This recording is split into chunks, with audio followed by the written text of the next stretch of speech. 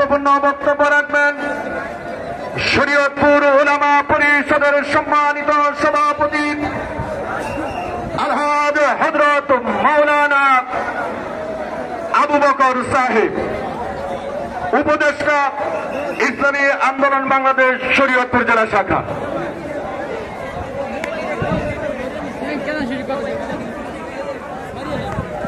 আসসালামু আলাইকুম ওয়া রাহমাতুল্লাহি ওয়া বারাকাতুহু। ইসলামী আন্দোলন বাংলাদেশ শরীয়তপুর জেলা শাখা কর্তৃক আয়োজিত আজকের এই গণসমাবেশের সম্মানিত সভাপতি,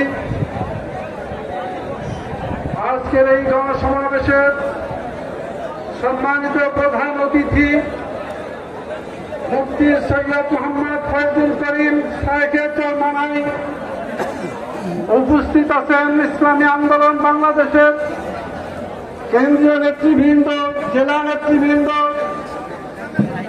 কর্মীবৃন্দ এবং শরীয়তপুরের মুসলিম জনতা। সর্বপ্রথম আমরা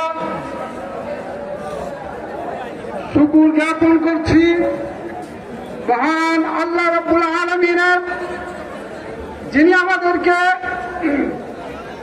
16টি বছর নয় বরং স্বাধীনতার পর থেকে অদ্যাবধি স্বাধীন নামক বাংলাদেশ একটি কারাগারে রূপান্তরিত করে রেখেছিল।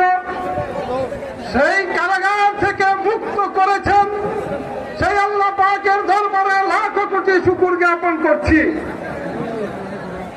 আমি কৃতজ্ঞতা প্রকাশ করেছি যে সমস্ত ছাত্র জনতা বুকের তাজা রক্ত পাকা রাস্তায় রাজপথে ভিজিয়ে তাদের রক্ত পেরিয়ে আমাদের স্বাধীনতা অর্জন করতে হয়েছে, সেই সমস্ত বীরের প্রতি আমি কৃতজ্ঞতা জ্ঞাপন করছি।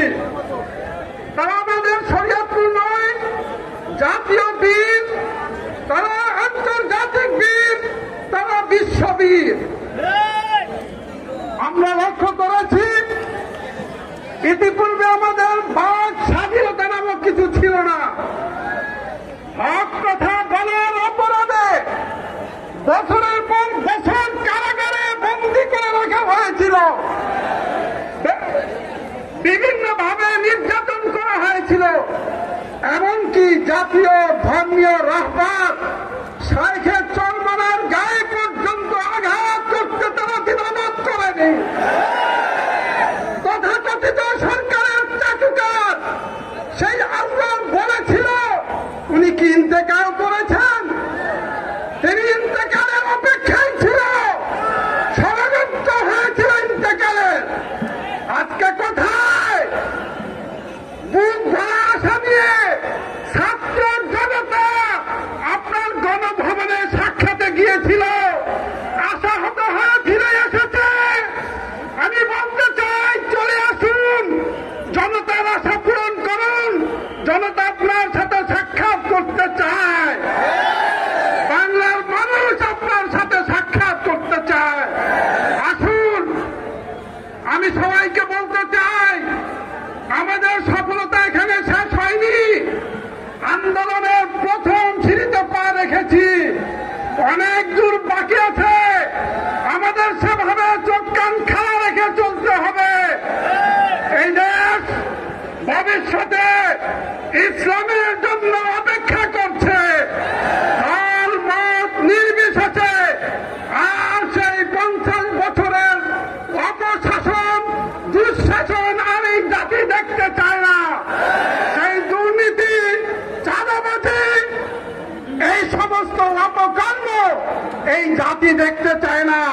সুতরাং আমরা ঐক্যবদ্ধ হই, আমাদের শিষ্টাচারের মাধ্যমে, উদার দৃষ্টিভঙ্গির মাধ্যমে জাতিকে ঐক্যবদ্ধ করে এক সংস্কার মানা ইসলামের সূচিত ছায়া করে এক করে আগামী দেশটাকে ইসলামের শাসনে পরিণত করি। আল্লাহ পাক আমাদেরকে তৌফিক দান করেন। ওমা আলাইনা ইল্লাল বালাগ। আসসালামু আলাইকুম ওয়া রাহমাতুল্লাহি ওয়া বারাকাতুহু। সমবেত ভাই ও বন্ধুগণ, বাংলাদেশ কোরআন শিক্ষা বোর্ড শরীয়তপুর জেলা শাখার উদ্যোগে প্রায় 50